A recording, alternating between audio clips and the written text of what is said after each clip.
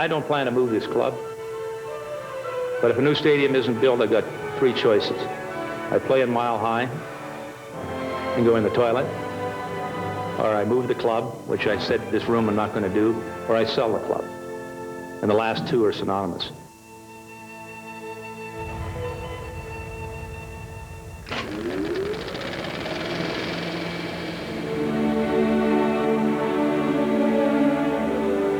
At the time of the Old Western League, the Bears were playing in what is known as Old Merchants Park. Everything was wood. Steel beams supported everything. They had a tin roof, and the foul balls would hit on there and it'd sound like the world was coming down and crashing on your ears. A pretty good infield, and dirt in the outfield.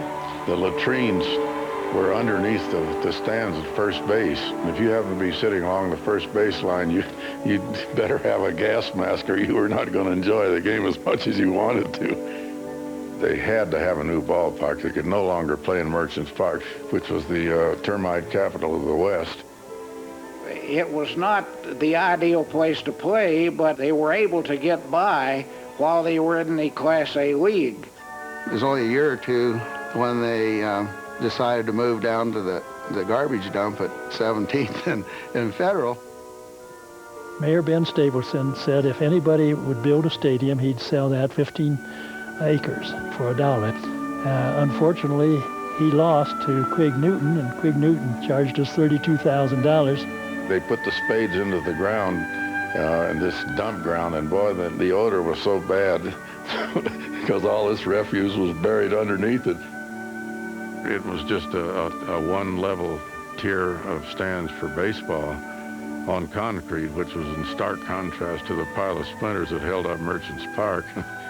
There was no superstructure. You walked in and walked down into the stadium. They didn't have money to put in sod then.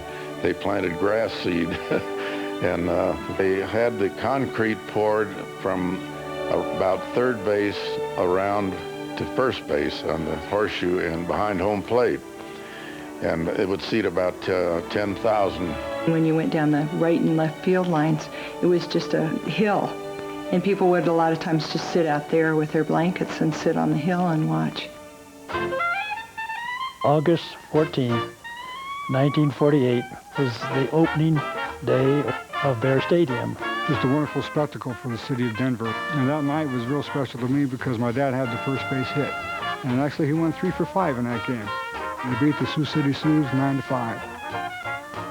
The character of Bear Stadium is best expressed in the fans and the way that they supported the Bears. We had people come from all over Colorado to enjoy that stadium. General admission in those days in Class A baseball was 90 cents. And a box seat was $1.25, and we went on to draw as high as 14,000. That was unheard of in those days. Beautiful, spacious Bear Stadium, not a post nor pole to mar your view. We were the first to bring black players in. We felt that it was the individual that we wanted to play the game because we wanted to do a good job in providing, if we could, winning baseball for our fans. In the early 50s, for a brief period of time, they wore what they called the strike zone uniform, so that if a ball passed over the white midsection of the uniform, you could see that it was a strike. And this was much to the chagrin of umpires. It was 30-some years since Denver had won a pennant. Well, this is the year we're going to win it. This is the year we're going to win it. And they won the pennant in 1952. The winning run actually scored on a pass ball. The whole stands erupted. And all the fans were throwing the cushions. And the announcer, who was so excited, was screaming, "They are the champions, but please don't throw the cushions." Denver Bears baseball is on the air. That really brings back vivid memories when the AAA team first came to Bear Stadium. So we had many great Yankees. Bobby Richardson was among them, Tony Kubek. Norm Severn, who led the league, and hitting was the left fielder. Whitey Herzog was the center fielder. Thornberry, Marvelous Marv was the first baseman. Ryan Duran, and those were all in the 50s. Don Larson, that pitched the perfect game in the World Series, he was a Denver Bear player. We had Tommy Lasorda, yes. He used to start the fights, and Houck used to finish it. When I had a meeting with my ball players, and I said, now when you fraternize with these other guys, just tell them all these horror stories about how far the ball goes and how the curve ball won't curve and all this stuff. I said, put the fear into them, and we'd have them half-wit before we played them. Of course, we went on to win not only a pennant, but the Junior World Series.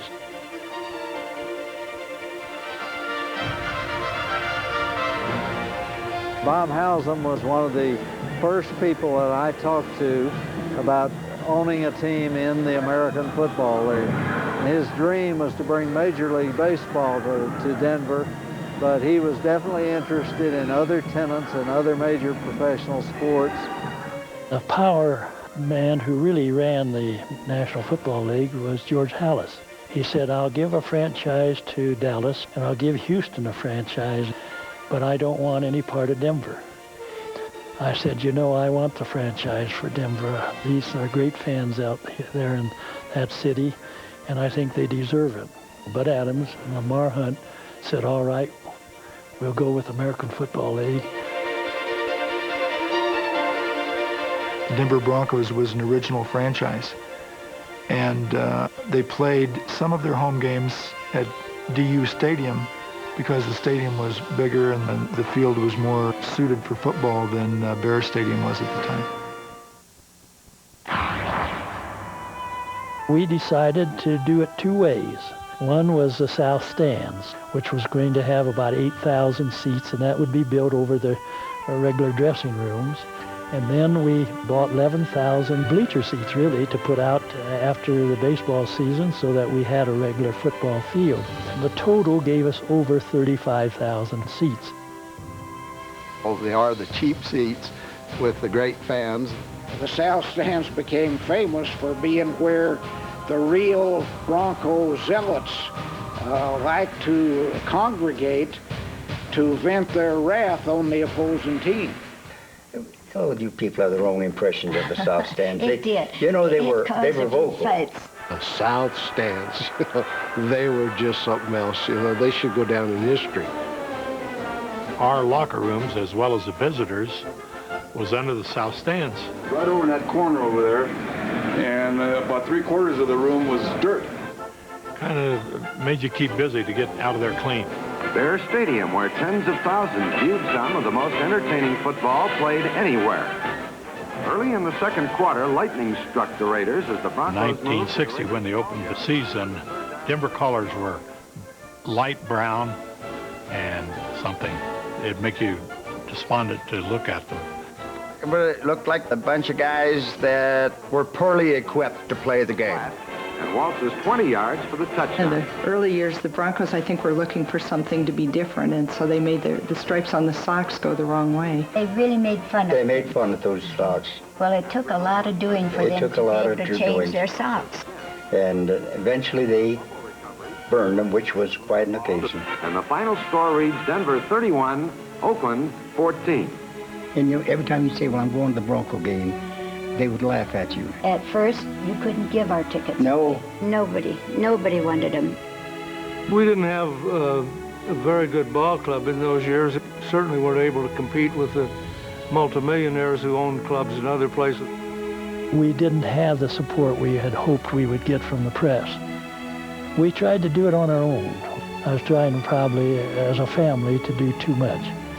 So we sold Bear Stadium, the Denver Bears, and we sold the Broncos.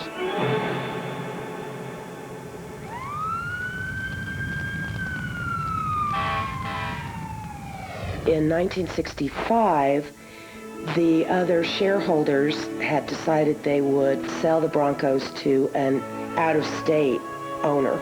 And my father and my Uncle Alan together bought the Broncos from the other shareholders. I don't think Jerry was that wild about football. You know, he was a big baseball fan. Jerry literally salvaged both teams. along with First National Bank. The papers were signed on February 14, 1965, and that was Valentine's Day. And I think that was the greatest present sports fans of Denver ever received.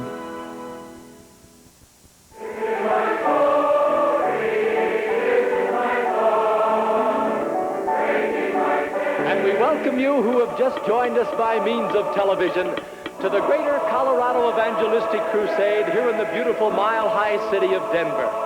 And tonight, Bear Stadium is packed to capacity. All over the world, is there an answer? Yes, there is an answer. Believing with your heart. Now it's Trapuka Taylor who makes a one-handed catch. Make no mistake, it was the Phipps ownership that had a lot to do with the wonderful attendances we had in both baseball and football. Tickets were $1.65 for adults and 90 cents for children, and parking was 25 cents. After the merger of the AFL and NFL, attendance became a factor that our stadium was not big enough. The Phipps brothers would have to expand the stadium or build a new stadium. But when the new stadium bond issue was rejected by the voters, Bob Sesserman and a group of concerned citizens formed the Doers, which stands for Dedicated Organization for the Erection of the Right Stadium. The big thing was, by God, we're going to have a football team. The goal was to raise $1,800,000 to buy the stadium and give it to the city of Denver, which saved the Broncos again. See, they got saved long before Elway. It's a Bronco tradition. They decided to build a set of stands on the west side. We had 16,600 seats to add. Also, there were special boxes for people who were willing to pay a little more. It was our requirement to get that project ready for the first home game. The penalty we had was that we had to buy every seat that people couldn't sit in. If the whole stand wasn't available to sit in, it was going to be a pretty big cost for us. It was obviously the first really important phase of building the Mile High Stadium. It was designed to be as steep as possible to get good sight lines, yet not so steep where old people would fall down the stairs.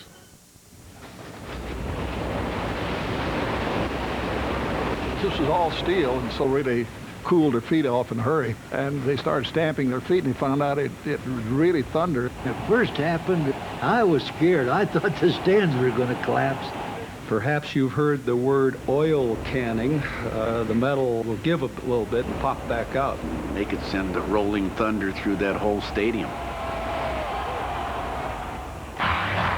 When Judy was a Miss Denver Bronco, she was brought out every game in a convertible and then run out to the middle of the field with the band playing the fanfare, and she would twirl. They treated her like a queen. This is a proud mother trophy. Right.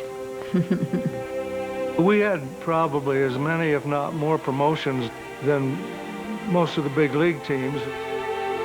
We had the jockeys from Centennial Racetrack play a softball game against the bunnies from the Playboy Club, but Billy Martin was almost a special attraction in himself. We stole home 7 times the year he managed our ball club, and there are entire seasons that we didn't even attempt it. The Denver Broncos band performed in a little cubby hole under the south stands. Almost too small for a 17-piece big band. I have great memories of the Bronco band. Through their music, they were trying to inspire the crowd to be better fans or louder fans than anything else, and that was great. One of the few times that any of the professional teams has live music at a stadium. When my husband and I first approached the Broncos with the idea of putting young ladies on the field, this was a very innovative idea. No one else had it. The girls were called the Denver Bronkettes. They only had to be 15 years old and older. This was a very young group of girls. And the very first year, we had 30 girls on the field. And I like to think that we were there at a really good time. As the stadium was expanding, as the crowds were starting to come to the Bronco games. It was very exciting to be on the sidelines and be a part of something that was brand new, not happening anywhere else.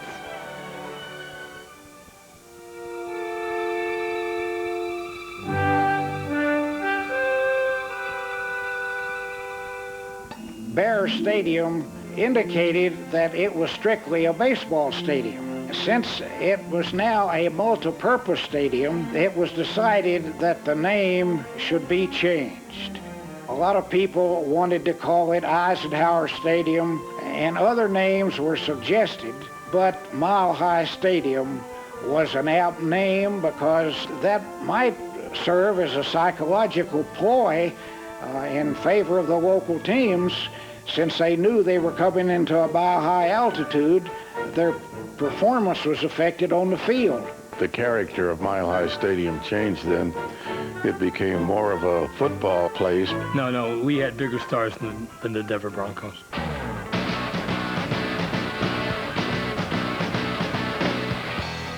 There was a lot of talk those days about pop festivals, and rock and roll was in its infancy. I do think it's one of those pivotal events in a pivotal year, 1969. Just kind of uncork this whole era of live music. We decided on a price of $6 a night, but if you bought all 3 nights, you got it for $15. We even put up a tent city there on 6th Avenue. When the residents of this area woke up this morning, they looked down in the park and saw a tent city being erected before their eyes. Some of the families in the area have objections, not necessarily to the hippies, but to the fact that the city has given permission for them to live in this park area. I wouldn't care if they had moved in overnight and 500 of them, as long as they don't stay too long. But it was the city that put them there, and that's what I'm objecting to. We had the stage facing the west stands, and that's where people were sitting. The stands that fill immediately in the field is all we could get in.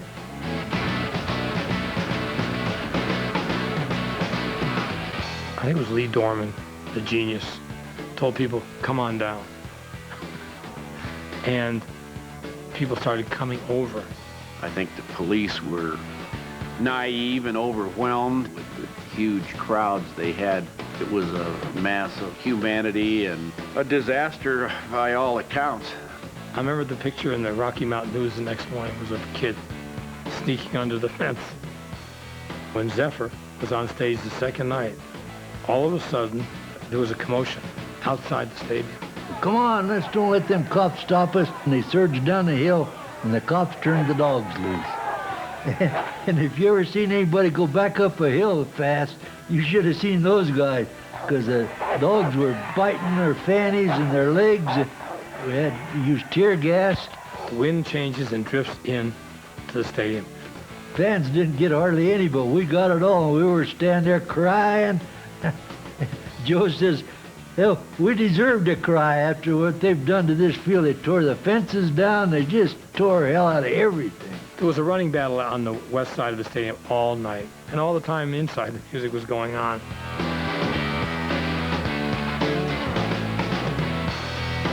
Once the show starts, we'll open the gates.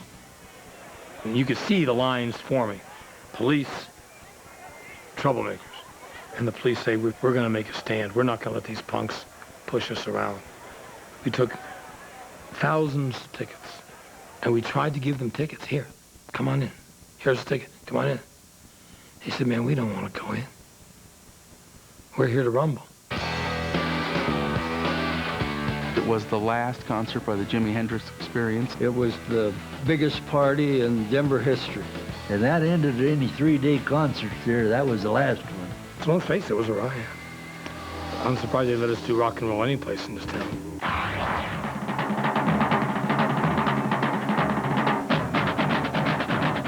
The Denver Broncos were playing the New York Jets, who had just won the Super Bowl the year before with Joe Namath. It was a hard-fought struggle. Dave Costa was untouched at the line of scrimmage, and he hit Joe Namath so hard that it took about 5 minutes to get Joe Namath off the field. The hit was memorable, but many people forget that the longest punt in NFL history was recorded in that game by Jets punter Steve O'Neill of 98 yards. But it was a big win for Broncos to end the decade of the 60s. And the performing group that day was the Casper Troopers. At the end of the game, put them back on the field to do their show again. The people did not leave. When the Troopers finished their show, the people were still in the stands. It was one of the high points of all time. And our thanks to the Casper Troopers. Tremendous job.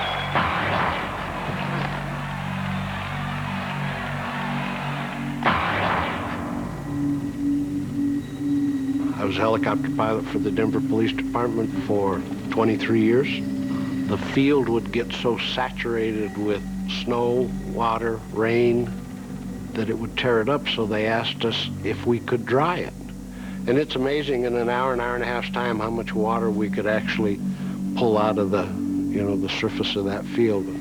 We flew it in there very carefully. I got a fine-looking woman dancing next to me. She's a good-looking girl, that's plain to see. Well, in her arms, that's where I want to be. Well, she looks so good, she looks so right. I'm gonna take her home tonight. That's a good-looking girl dancing next to me.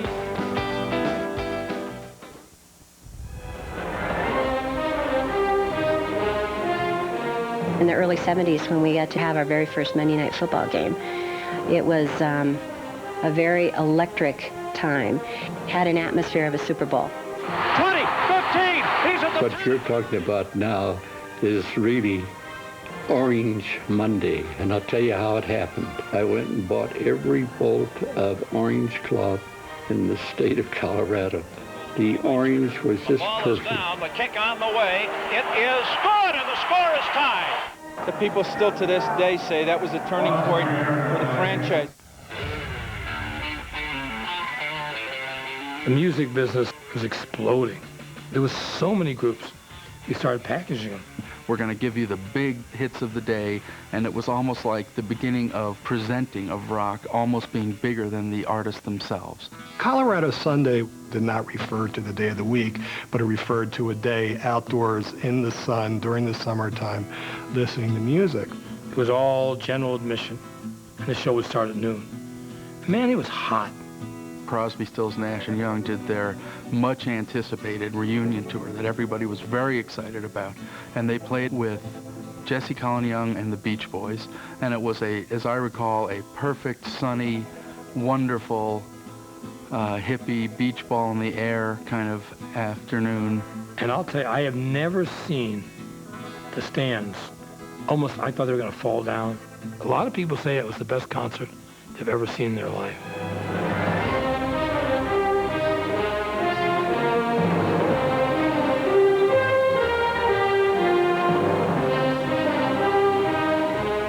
Well, in early '74, Mr. Phipps came to us and wanted us to come up with a proposed design for expanding the stadium to 75,000 seats. That would deck the north stands and then build the east stands, but they had to build them for baseball. We wanted to lower the field so that standing football players would not be a visibility obstruction. And we started digging and we hit this dump. We ran into some bed springs, which were very difficult to get through. It all came out into what's now the south parking lot behind the scoreboard and was put into a big pile. Every night after a day of hauling dirt out, you would have people out going through that dump looking for collectibles. Cans, bottles, tires, cars, no bodies. A special design was brought forth. The field was level, and football players really liked that. And one of, I think, 2 or 3 facilities in the United States to have this prescription athletic turf. And it has sand underneath, and it has drainage pipes underneath, and pumps that are connected to these pipes. Also, within that structure, we had heat cables to keep the sand and the turf and everything warm so we could keep green grass there throughout the football season.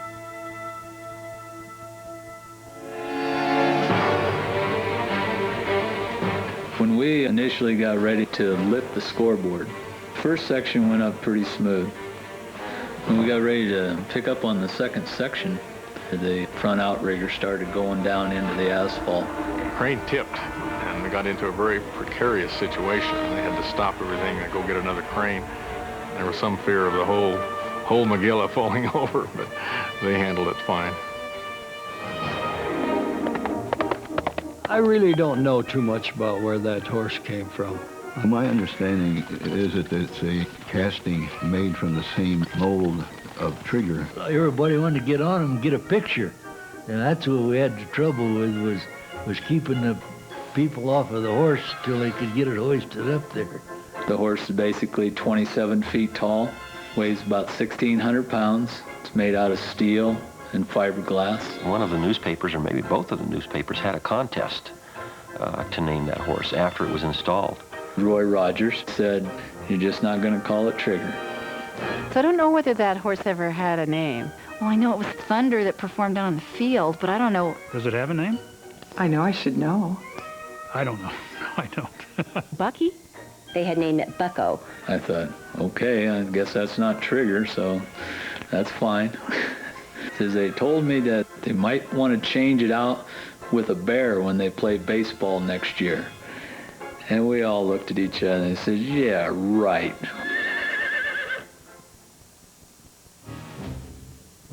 There was a great running back that played in that stadium by the name of Floyd Little. It was Floyd Little's last home game. Floyd told Charlie Johnson, "Get me the ball. I'm going to score." Flare pass out into the flat to Floyd Little, and Floyd, just winding his way with great determination, scored a touchdown. And they carried him off the field.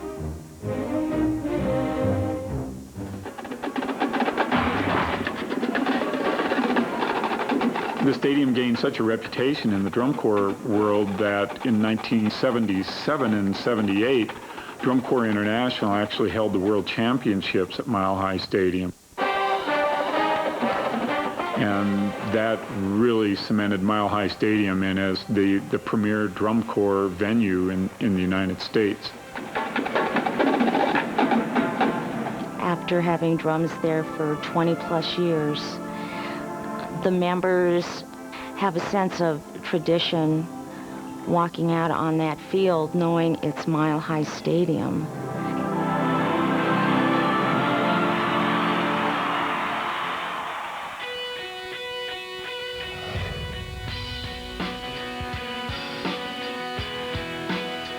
Throughout the entire construction, there was never a time that there weren't more seats available for football than the season before. The growth of the stadium meant that the shows could get bigger. At one point, the stadium seemed large, but still sort of intimate. And then it became huge.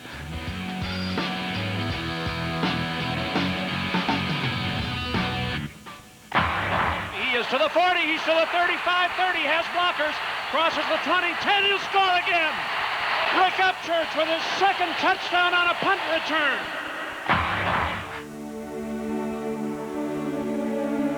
Mayor says, "How sure of you that this will work?"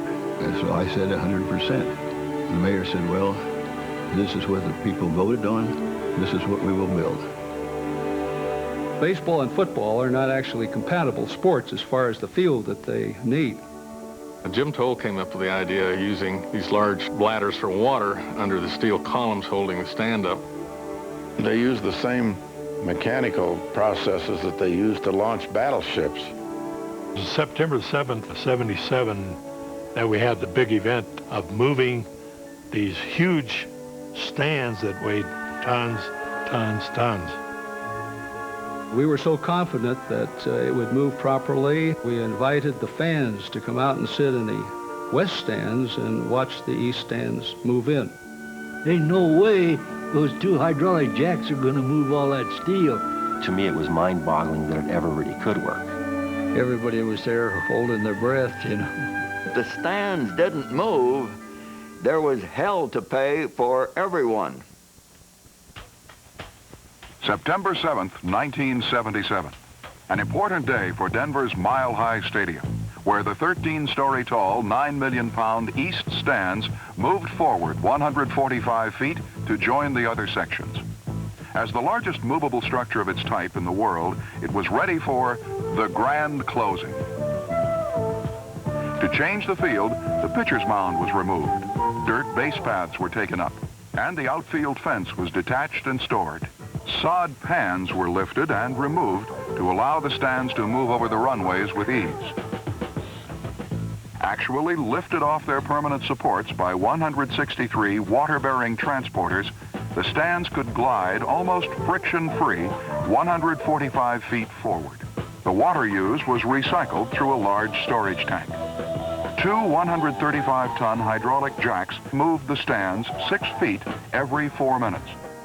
It took about 2 hours. It kind of was like watching a pine tree grow. About as exciting as watching paint dry. But boy, it just came in like a dream. We used to call it the 7th wonder of the world.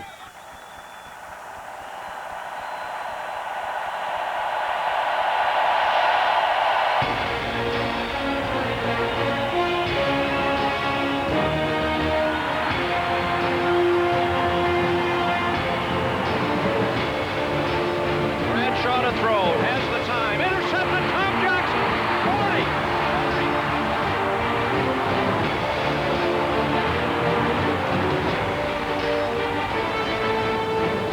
The dreaded silver black. I hate the Oakland Raiders. I always hate the Oakland Raiders. You understand? The pass going deep for Branch, batted away by Fulton. The 5 into the end zone. He looks again, he throws, it is caught, touchdown Molson. Leaping catch, touchdown. With Parent as the running backs, again receivers left, 3rd down, 2.5. Armstrong to the right. A block, he is up to the 39 and has the first down. Not only had they beaten the Raiders, but they were going to the Super Bowl. The team with the striped socks, a team that didn't have a winning season for the first 14 years of its existence. Well, the crowd tells you the Broncos have won it. Fans on the field. And one of the goalposts, Bob, is gone. The one on the north end is down. And the south end is going. The mayor said that the fans were entitled if the Broncos won. It's just the tops. After all those years of frustration. July 4th, 1979. The most exciting night in the annals of Denver Bears baseball at Mile High Stadium. The Bears were behind 14-7, going into the last of the 9th inning. Practically every batter who came up in that inning, he had to get on base in some way or the game was over. Let's get on with the fireworks. Suddenly, things began to happen. Tying runs around. The winning run at the plate. We're in the bottom half of the 9th inning. The Bears have sent 10 men up and scored 5, but they need 2 more. Here's the 2-1 pitch. Swung on, long fly ball to deep left field. It's out here. It's a home run. It's a big run. The Bears win. Stop the Dodgers. Bears are crazy. Bears win the ball game. The Bears win it. Probably the strangest event ever to take place at Mile High Stadium was the Muhammad Ali-Lyle Alzado boxing match. This was a fight that had no basis in boxing or sport or anything else. It was just this huge, crazy media event. One of the fastest heavyweights in history, and here comes Lyle Alzado, a football player, the novelty of it. Ali was coasting, but Lyle gave a commendable effort, and you could see he was outclassed. Ali was kind of playing with him and would just like give him these flashes, like pop, pop, pop, pop. About 4 or 5 punches right off of Lyle Alzado's nose and calmed him down very quickly. He was a hell of a football player, but he's sure no boxer. Greg was on the bench for that start of the game, and we got behind pretty far in the first half. Red and I were having a little disagreements, and at the start of the second half, he came over to me and said, I want you to go in. I said, you got to be crazy. Morton, of course, the quarterback. He's led the comeback. Morton straight back, pumping at once, throwing the pass for Upchurch. He'll have to hurry. He's got it. The most memorable part of that game, Bob Peck was in a wheelchair just beneath the south stands. He had had cancer, diagnosed with brain cancer. Rob Lytle scored the winning touchdown. With us skipping a beat, he was on the ground. He jumped up and ran over and handed Bob Peck the ball as we won the game. Denver had 2 of the top 10 attended games before we had Major League Baseball. USFL didn't have a long history, but Denver and Mile High Stadium were part of it. I wanted to do an old-timers baseball game, which became the Denver Dream Team. It had Ernie Banks, Willie Mays, Mickey Mantle, Billy Williams, Whitey Ford, Juan Marichal. I mean, the list just goes on and on. 2.5 hours before the game, anybody could come in and get their autographs. But when they introduced Joe DiMaggio, and he came trotting out to coach third base, I started crying, as a lot of people did. We did a bigger crowd for that game than any game in the major leagues that year. Do you have a uniform that we might loan to George Bush, Vice President of the United States? Nobody really expected him to play. Played, he got a hit. I made a really good play at first base, too. I was so proud to have brought this event to Denver. And I really think it really stoked the flames and got people talking about baseball again. I can remember John Elway's first come from behind victory when we were down against the Baltimore Colts, and he was a rookie and, you know, had struggled early in the year, but all of a sudden we had him in Mile High. One of the first songs that I performed to there was "This Could Be the Start of Something Big." Elway pulled off a Mile High miracle. That was a tremendous turning point for us in that our players now knew that we had a quarterback that we were never out of a game.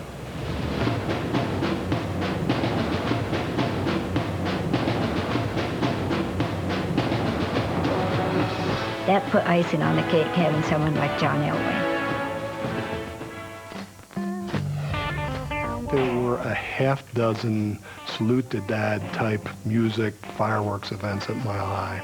For dad to take his children to, or children to take their dad to.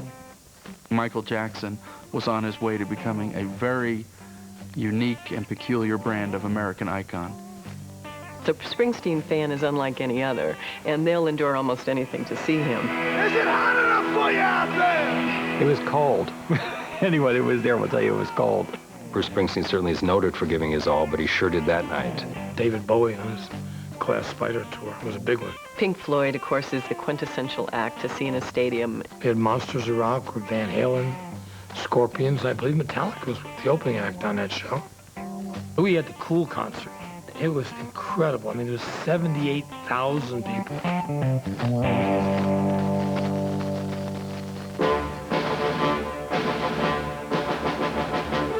It became apparent to me that a lot of the famous players that have played here in Denver over the years had never been recognized. And so I said, well, why don't we establish a Ring of Fame and start putting up the names of the great players that have played here.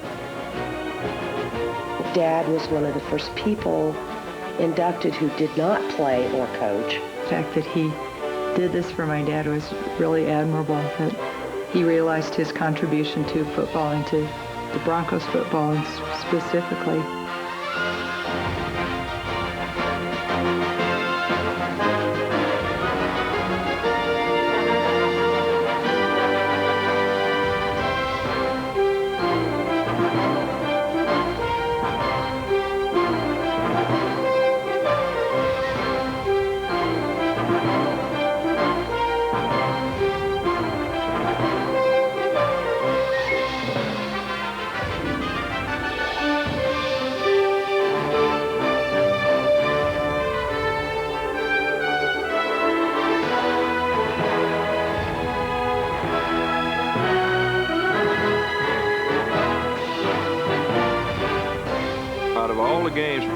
At Mile High Stadium, more people nationally ask about that game, and it was snowing so hard. Not just snowing, it was just coming down so thick.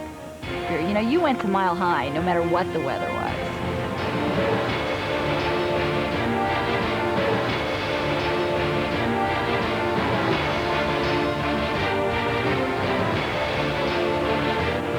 Lynn Dickey, the quarterback for Green Bay, had an unbelievable day. Threw for 300 and something yards. We ended up winning the game in that snow.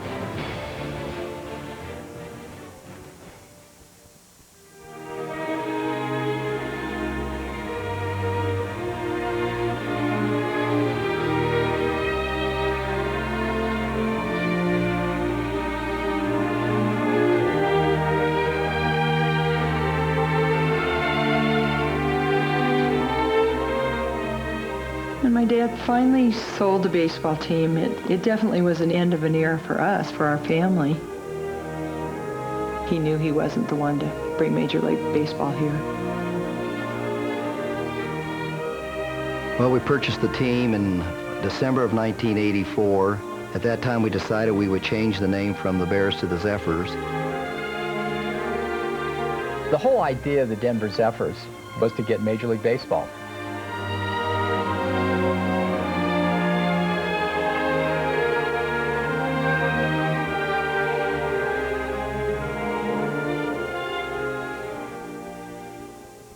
Late in the game, Ray Wersching lines up for a head-on shot. And just as Wersching came up to the ball, somebody threw a snowball. And I tell you, it was the most beautiful thing you've ever seen. Talk about the 12th man. If Thomas makes it, the Chargers win. Tied in overtime at 24. Ball is down. Thomas's kick is blocked. Picked up on the run. Here comes Louis Wright. They won't catch him. He's at the 20. He's at the 15. Broncos block the field goal, run it back and win. Mid-'80s was really the start of what was called penthouse suites or the luxury boxes. Not only was that something that people wanted, but it was something that made money. We cantilevered the structure over the west stands. 2 levels, 60 total skyboxes. We added an elevator shaft that took you from the very bottom of the stadium all the way up to the 2 levels of the skyboxes. I think people just thinking it was just way too high. You're already mile high, and then you're building these skyscraper boxes up above everything else.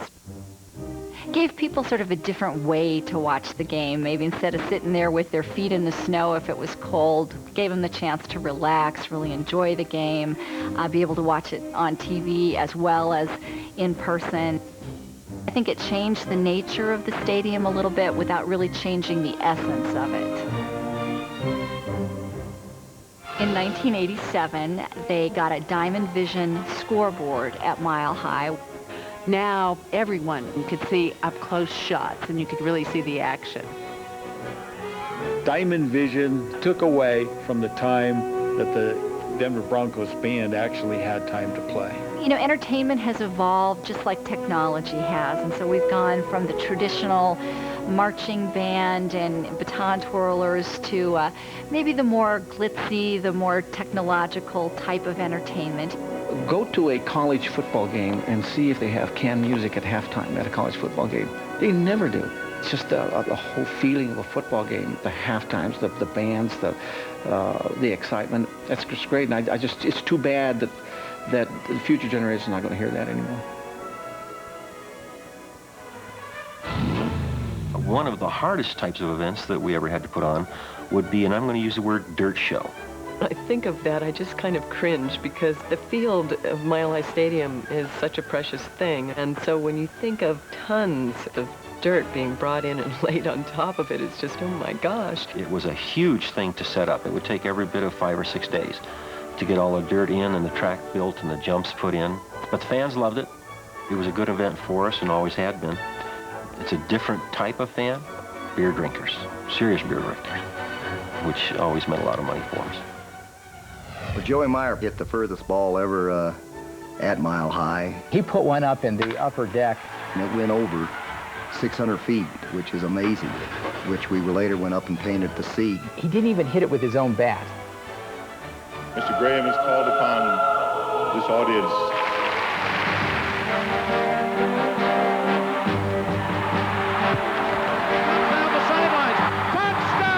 Cuts back toward the goal line and scores. And the Browns are a point away from tying. Cuts, scores! Sammy Kozar to Biner. Biner at the 5. He's at the goal line. Biner loses the ball. Denver recovers the fumble.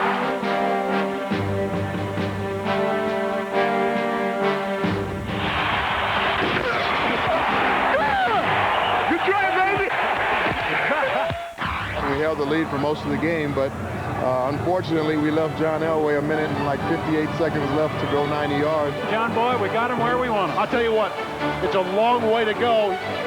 And he had no timeouts. I can remember fourth down play, you know, John running for the first down. I don't know how he did it, but he faded back, scrambled around, and all of a sudden, Vance Johnson comes out on the sidelines. John whips the ball to him. Vance catches it and runs it down inside the Houston 25-yard line. They ran one more play, got it down to the 15, and David Treadwell kicked the field goal. Kick is good! But to me, this was probably Elway's finest hour. Now you're dealing with 1990s Mile High Stadium, which is a different animal. There are luxury boxes. The infrastructure has been built up quite a bit more. It looks like a bigger, fancier stadium. This was the big sports pit, or the big sports coliseum, and here we were trying to recreate the rock and roll experience. As each year passed, it seemed less and less right, less and less real. This was a place for sports, not for music.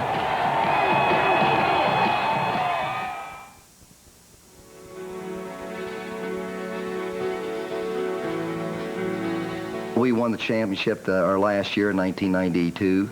I got to throw out the last pitch in Mile High for the minor league baseball team, which was a nice thrill. A lot of excitement in minor league baseball. I tell you, it's a lot of fun, really.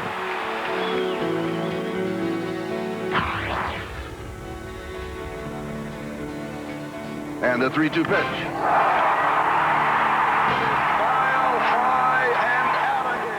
So there I was, Bear Stadium, but now called Mile High, which seated around 76,000 people, and we had over 80,000. It was just one of those moments that people wanted to be part of because we had waited so long in Denver for Major League Baseball.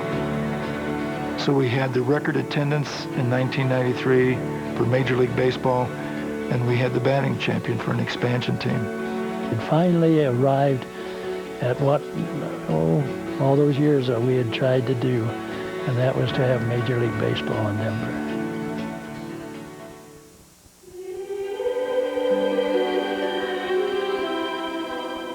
On the afternoon of August 12th, approximately 95,000 young people gathered in Mile High Stadium in order to welcome Pope John Paul II to Denver and to World Youth Day. In no event that I had seen at Mile High Stadium was there the amount of spectacle and the amount of, certainly of emotion. You'd get a lump in your throat, chills would go up your spine, music out on the field. It just was an amazing event. There was just a wonderful feeling in there that day that I think it'd be very hard to duplicate.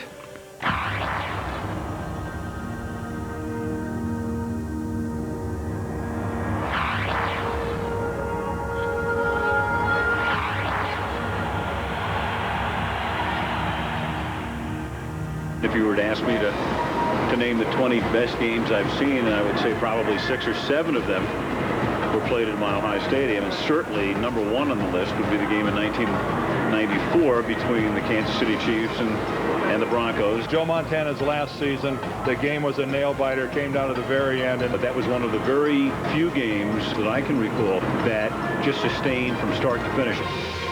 Montana was able to hit Willie Davis in the last minute of the game for what turned out to be the game-winning touchdown. You knew you were looking at history, and I was just proud to be a part of it. That's clearly number 1 for me in all of my years on Monday night. Forgive and give, and you will live.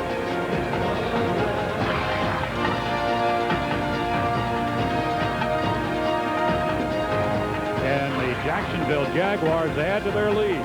Began to hit me. Hey, this is it. Going to be no comeback that day, and that's the way it ended.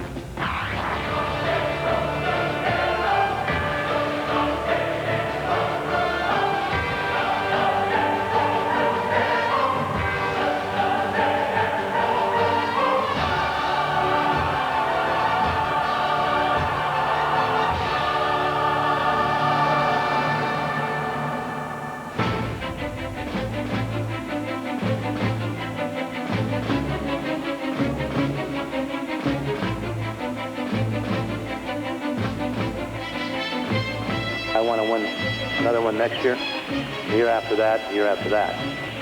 In order to do that, I'm going to have the facilities at my disposal that the rest of the sports team in this city and around the country have. We need to keep the Broncos in Denver. They are an important part of our community. This step will help ensure many more years of great football.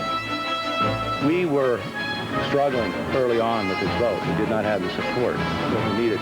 Snap a little high. Elam's kick. It's a line drive. It's got enough distance. It is good! 63 yards! The ability to win the Super Bowl in '97 and to be undefeated going into the vote in November, that really got us the stadium. John Elway, a 50,000-yard mark for his career. Handoff running left. Breaks the tackle. He's got it! 2,000 yards in a single season. And that's the 300th touchdown pass of John Elway's career.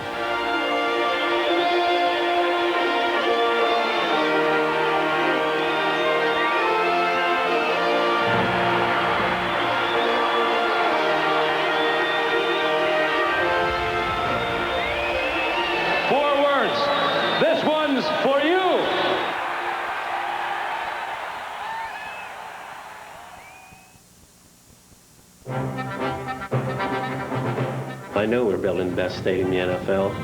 I know we're building a stadium that could really only be built in Denver. It's about Denver. It's about Denver's people. It's about Colorado's people.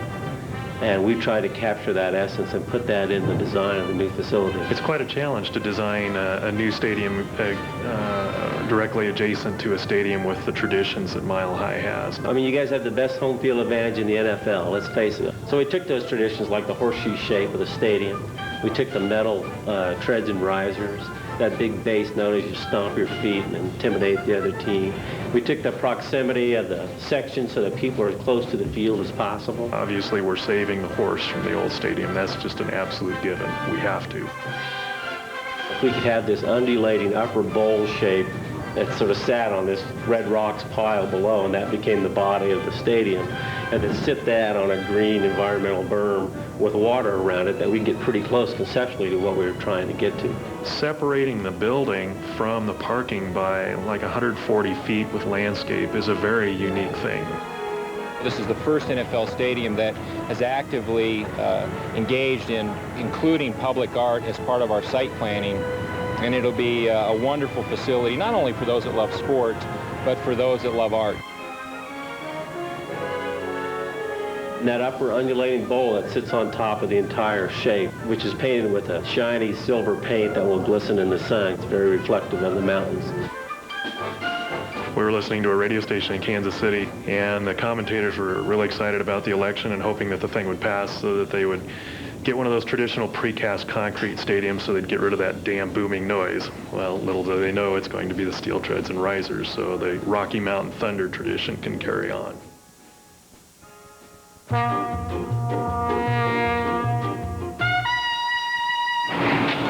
guys. Good morning. How's it going? We're having groundbreaking today. Well, we got some prices on some shovels, and we didn't like the prices, so we picked up some cheap shovels and took them over to Denver Bumper, and they helped us out chroming them. They're the official shovels for the official groundbreaking. In 1, 2, 3.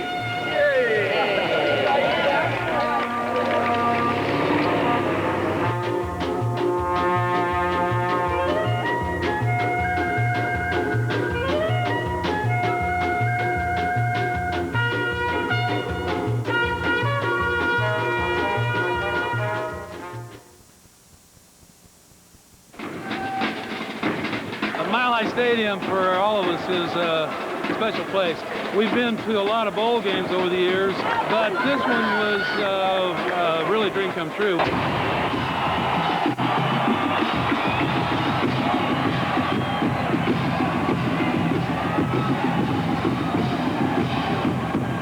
I came watch the Broncos play here. Now I'm on the same field. It's great. It's like a dream. Just coming here and performing in front of 75,000 is unbelievable.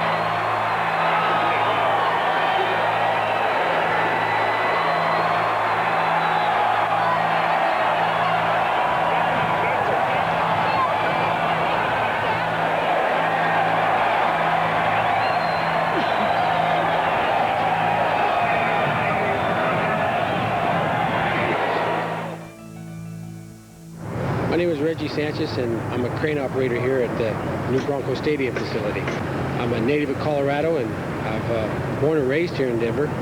We used to come over to this stadium when it was the old Bear Stadium. And I've been watching these Broncos since I was able to climb a fence. And my daily routine is to check oil, fire the generator up, and then it's the big climb. It's 180 foot to the top, and I need to stop and get my breath because it's a vertical climb. And to tell you the truth, I just never get used to it. Wind affects these cranes a lot. No pick is ever the same because of the wind. When you have a 45 or 50 mile an hour wind come up, it moves you faster than what the crane can swing. I was able to actually work on the addition to what Mile High looks like right now back in the early 70s. And I worked on lowering the ball field, and it was quite an experience. And then all of a sudden, here I am now working on the Broncos' new home. When the taxpayers voted to build a new stadium on this site, that meant McNichols had to go, and I guess that's progress.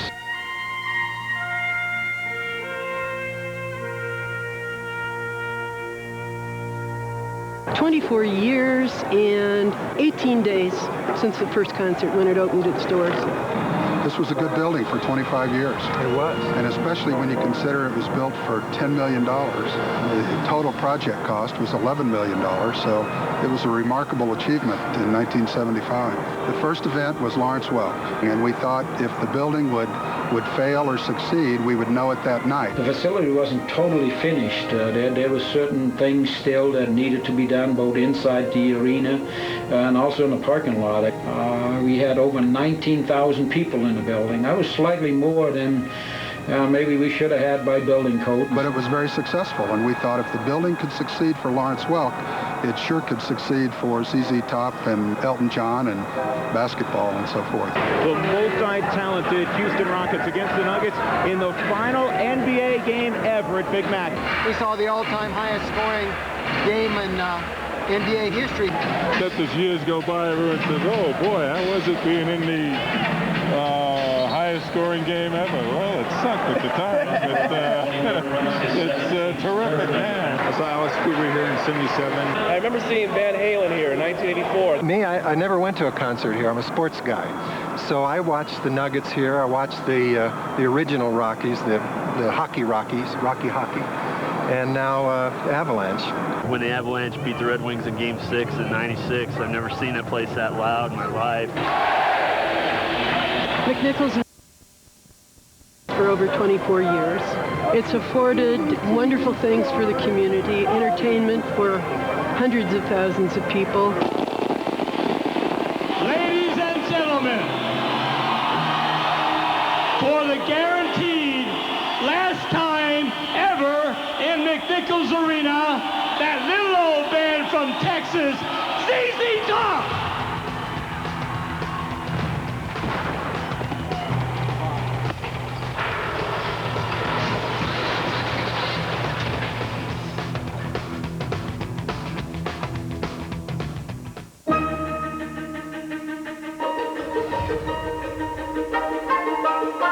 For the footprint itself, we'd estimate somewhere around 180,000 cubic yards of dirt have come out of the hull. Around the exterior of the building, the site and the parking lot were in the neighborhood of about 300,000 cubic yards of import material.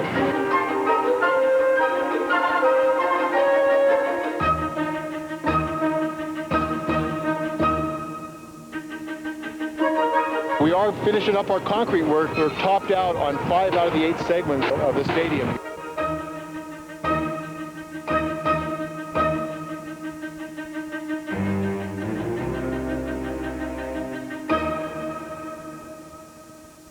The name of this stadium is Mile High Stadium. The name of that stadium is to be determined.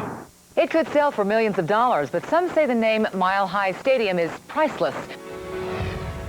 Good evening and welcome to this, the first of 6 public hearings concerning naming rights for the new Broncos football stadium. Those of us on the board know that this is a very sensitive issue to members to people in the state of Colorado. If you ask people from other places in America what the Mile High City is, they will tell you Denver. This fact is listed on our highway signs on the steps of our Capitol building, and the name of our football stadium. We've worked so hard to make this city a place to be proud of. Taking away our name would be a step backwards. You know, I think one thing we're never going to hear in our lifetimes is a young son looking at his dad and going, "Dad, remember those great games we used to go to at PSI Net Stadium?" I just can't see that happening.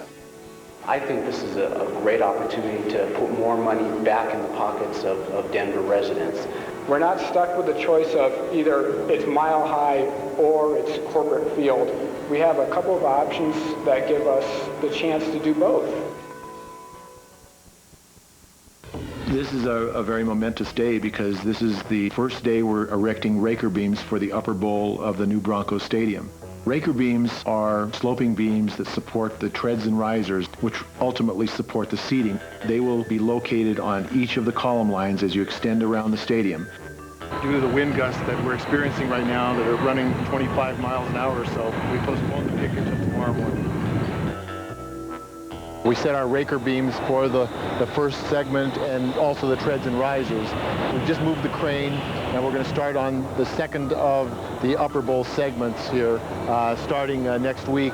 And then once it's complete, we'll set the tusks on that segment, work our way back to the first segment we started on, and then move the crane all the way around to the other side, and then work our way clockwise around the building.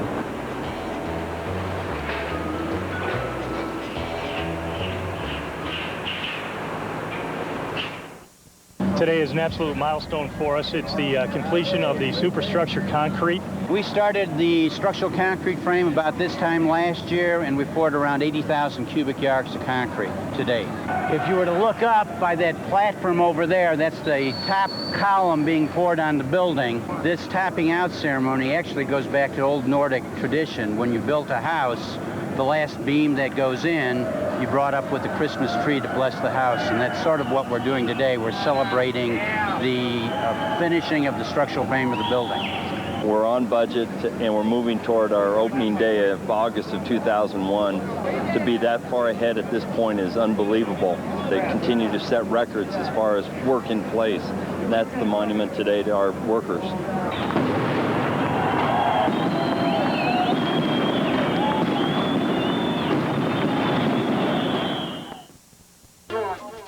Getting up on Monday morning at about 2:45 to catch a plane. I'll miss that absolutely the least. I've got a staff of about 50 technical people that know how many bolts go into a beam or how big a piece of plywood is supposed to be somewhere. I manage a business, bring people together to solve problems. That's my biggest role because that's what stops projects from being built. The building's divided into 8 separate parts. That gave us the time to continue working while the district worked out the issues on the property with the city of Denver. I keep hearing about these design changes, problems with the ramps because tapping wasn't taken into account. And if these haven't been distributed in a week, we have a problem. The elevator equipment didn't get set. I want the base to be lit, to be more lighting down on the pedestrian level. I really want security and warmth along the base of the building. Thanks, guys.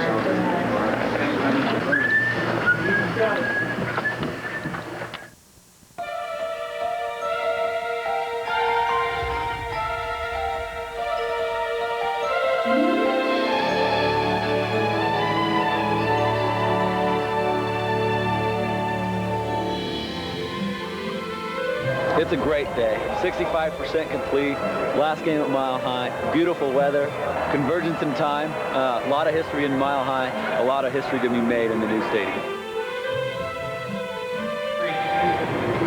I'd like to thank you all for coming and experiencing this great achievement and milestone for the topping off of the steel on this magnificent new stadium. I want you, just this small little group of us here, to stand by our feet and show Commissioner Tagliabue what he did for us.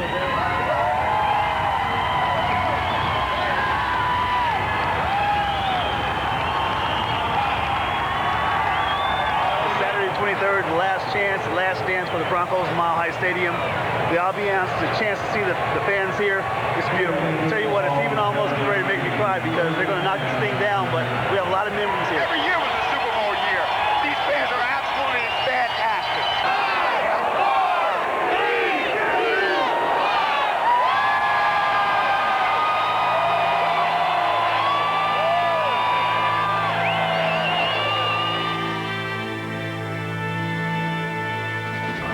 Look at it, they all stay. Look at these people.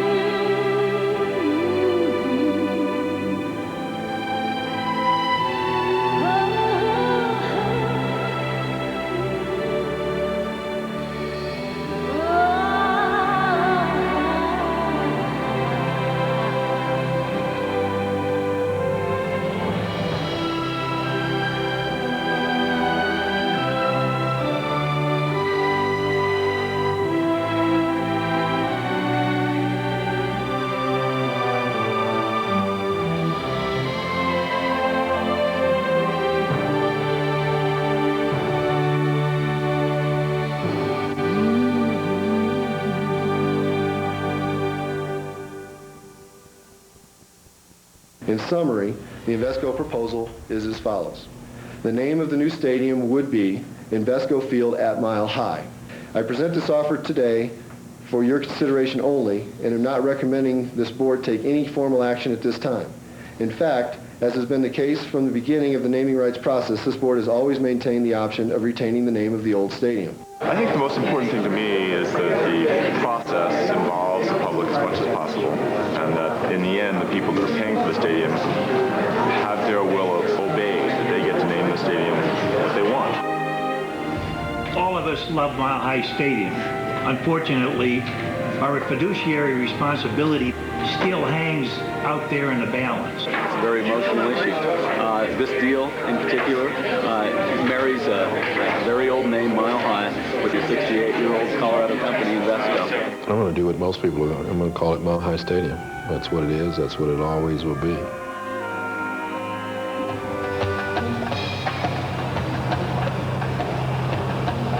A little bit more render. Try to put a halter on her. On him. We are. He needs a good horse job, you know, take him to the horse barn.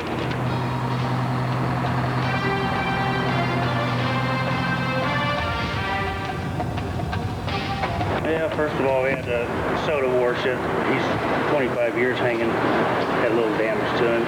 Had to restore the hooves. He had some damage to his hooves, but for the most part, he's in pretty good shape. Then I'm going to be putting an Emron paint on him, which is actually was made for aircraft. It's a good hard paint. It'll last for a long time. I'm from Kansas City, so it's kind of unique that I'm painting their horse. It would have been nice to put some arrowheads on him, but I didn't think that would be appropriate. Big day today because they're going to be laying the first piece of turf inside the stadium field. It'll take 3 or 4 days, so by the first part of next week, it'll all be done. We could actually grow grass year-round here if we wanted to, just by running our heating system. The grass part of the field is about 90,000 square feet. This particular blend is a 5-way blend of Kentucky bluegrasses. Was specially formulated just for this project, based upon color, durability, ability to recover from damage quickly, disease resistance. After the grass has knitted itself, after about a month, come in with our machines. We're basically giant kind of weaving or sewing machines, and we're going to inject synthetic grass right into the playing surface. Fibers are going down through the sand profile to a depth of about 7 inches. Fibers will extend above the soil line about 3/4 of an inch to an inch tall. The machine's grabbing the fibers now, pulling them back. Now it's going to cut the fibers, then it's going to inject them with the needles. Now it moves 3/4 of an inch forward, does the whole thing again. This field is awesome. Looking forward to playing on it. There we go.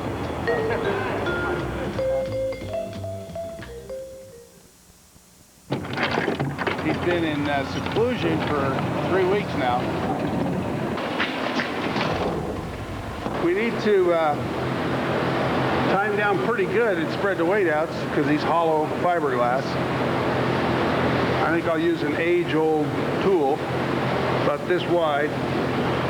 It should fit his back really well. So we'll use a saddle.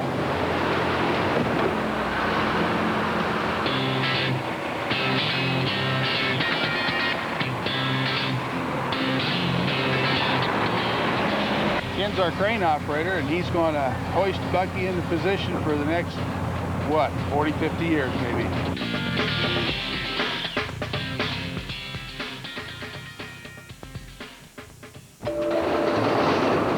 My name's Andy, and at the moment I'm installing the soda system here at the Broncos Stadium. This is a typical soda machine, which I'm just connecting up. We've done probably about 100, 150 on this particular level. We've still got 6 more concessions to do. These are the pump panels that will actually drive the beer up to the faucets. So far, we've run 2.8 miles of trunk, which consists of 2 coolant lines and the number of beverage lines that is necessary for the concession that we're running to. There's 582 faucets in the facility. 3, 2, 1. I'm John Fitzrandolph with Beck Associates. We're the systems integrator for the scoreboard system, which is an all-digital video system and all-digital audio system to feed the scoreboards and the audio PA system here at the new stadium. It's a leading-edge facility which should really impress and please the fans.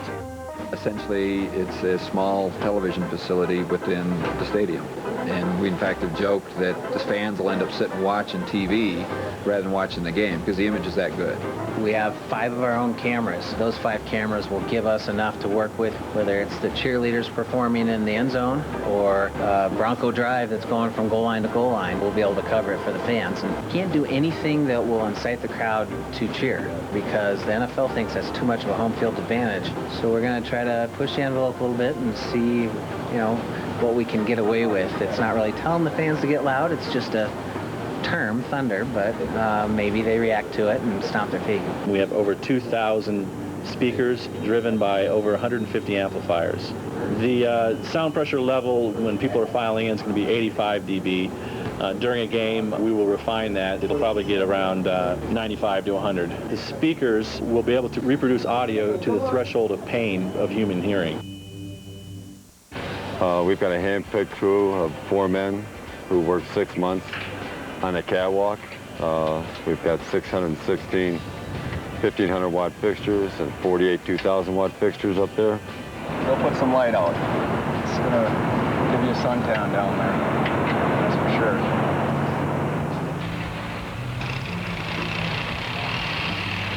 The Frisbee's down on the bottom, and we'd line them up just like a rifle through the sight here. Line this with the front of the fixture and just shoot down to it.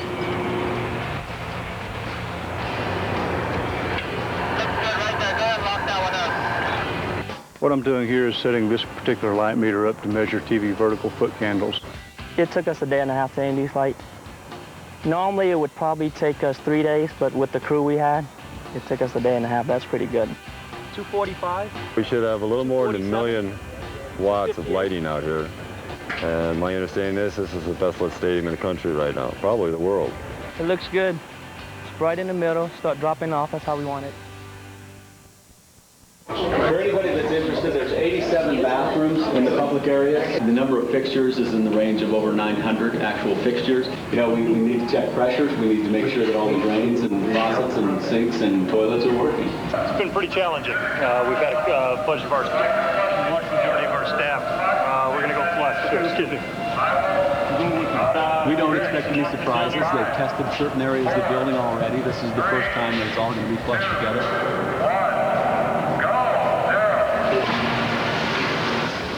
If you do have any problems to report, please note the area, the section number or some identification on what the problem was and where we can locate it. Thank you. Che però erano cavalli e non erano cavalli, era lo spirito dei Broncos, lo spirito di tutti i grandi, come non so come si dica, i tifosi, la voglia di vittoria, la vittoria si ottiene correndo in salita, con la fede, con la rabbia, con tutto quello che c'è dentro. The horses themselves are 1.5 times life size. Some of them will be very large, powerful structures, emblematic of Colorado, the Broncos, and the stadium itself.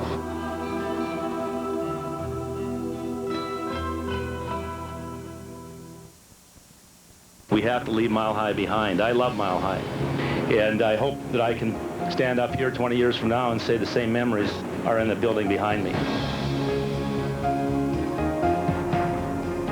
To finally see a museum of this kind and of this stature and know what it will mean to the young people who are going to follow us older people, it really is a dream come true. We're all very excited about now adding the third crown jewel to the transformation of the Central Platte Valley. You know, when you stop and reflect upon the enormity of this project, it can become overwhelming. 1.8 million square feet, 85,000 cubic yards of concrete, 12,000 tons of structural steel, 25,000 light fixtures, and probably the biggest number of them all, $400 million. I could go into great detail and at great length about adjectives to describe this wonderful building. But as I stand here today, after this long journey, I think the best word I can use to describe it is done.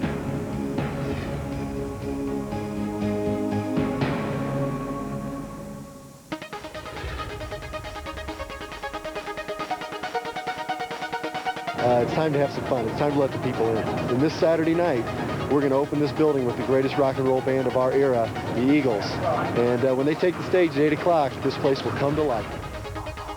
The dreams at night are from soup to nuts, anything from the toilets backing up to the building falling down. I mean, it's you never know what's going to happen. So we spent a couple days programming, and we have to do it at night when it's dark. So, you know, 1 o'clock, 2 o'clock in the morning, there's all these lights going on above the stadium. At least a dozen people called into the police department complaining that there were UFOs flying over Invesco Field at Mile High. The North Denver Tribune, they aren't here. The Boulder Daily Camera, who's the designee? He's in this other room. Is he in there? He's back. Oh, get his attention.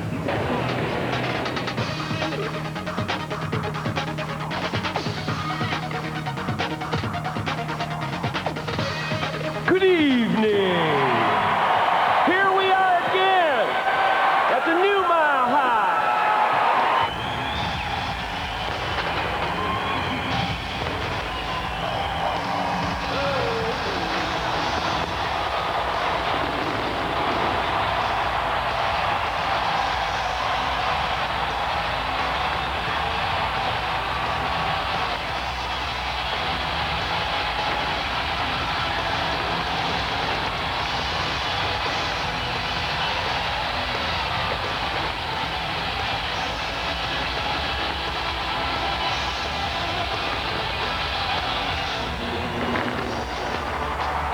Unbelievable.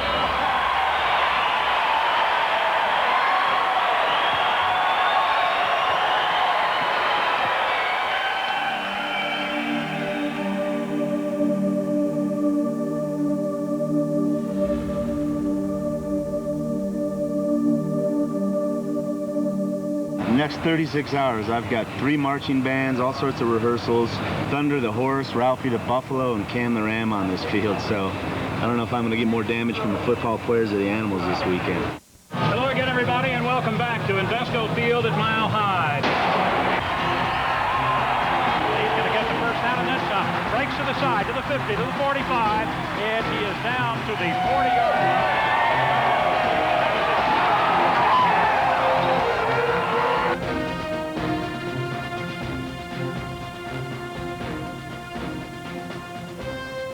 The question of the day from everyone around us was, so when are you going to do it again? And he said, do what again? And it was, well, sit in the new stadium, of course. And I mean, both of us just went, oh no. Just starting, and already a good omen.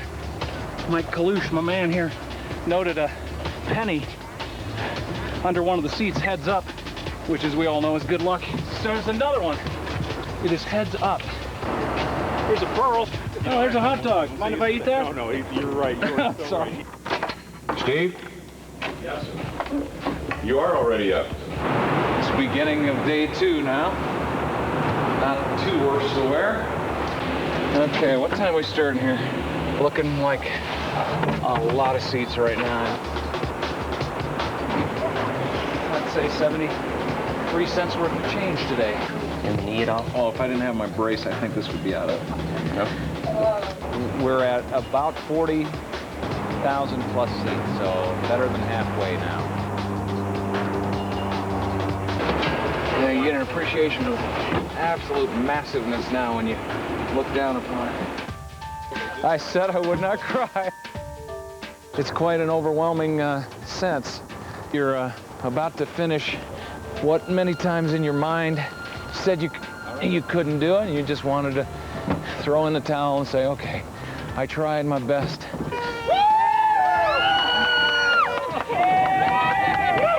We did it. We did it, and I did it. But I'm going to be absolutely honest with you right now. Right now, nothing hurts. Nothing hurts.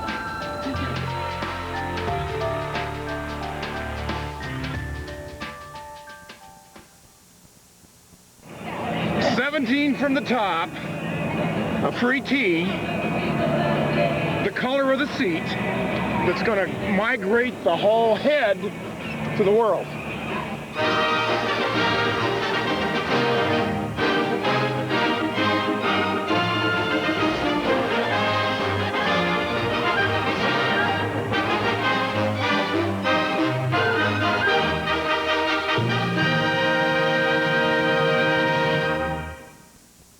Now you see the culmination of everything, and it's all worthwhile. I mean, this is going to be a great place, and I know that the city of Denver is going to be loving this place for years and years to come.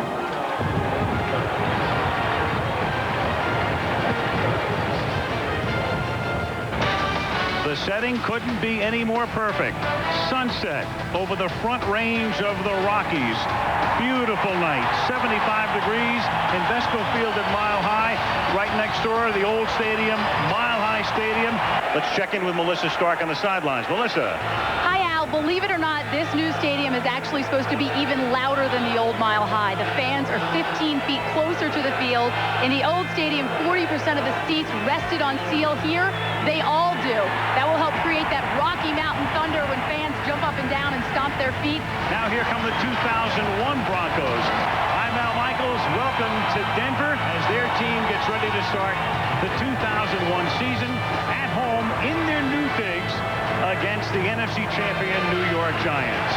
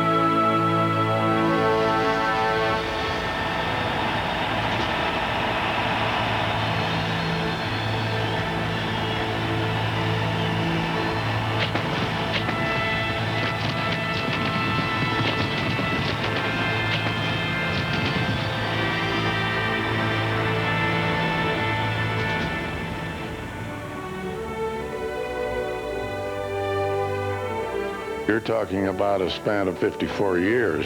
That's a big part of a man's life. It was just my home, a place of many memories. I'll be disappointed when Mile High Stadium is no more for any sport. It was the first really big thing we had, and it really does remind me of a simpler, wonderful time in Denver. It's something that we've had for so long. We just figured it's always going to be there. And I never thought it would come down in my lifetime. You never forget it. You never forget it. You don't find very much of anything that you design that lasts for 100 years.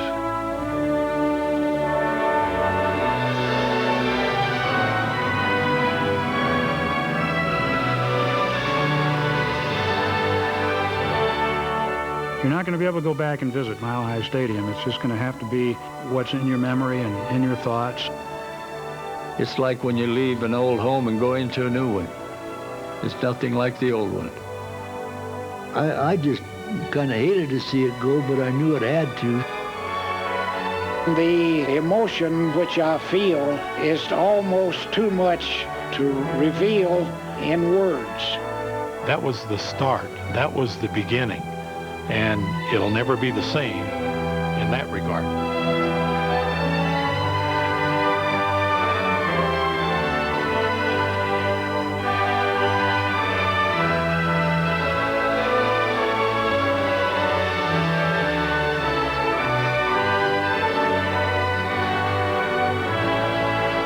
I used to always go out and see those crowds, and you said to yourself, it's all worthwhile. Bye-bye, Mile High.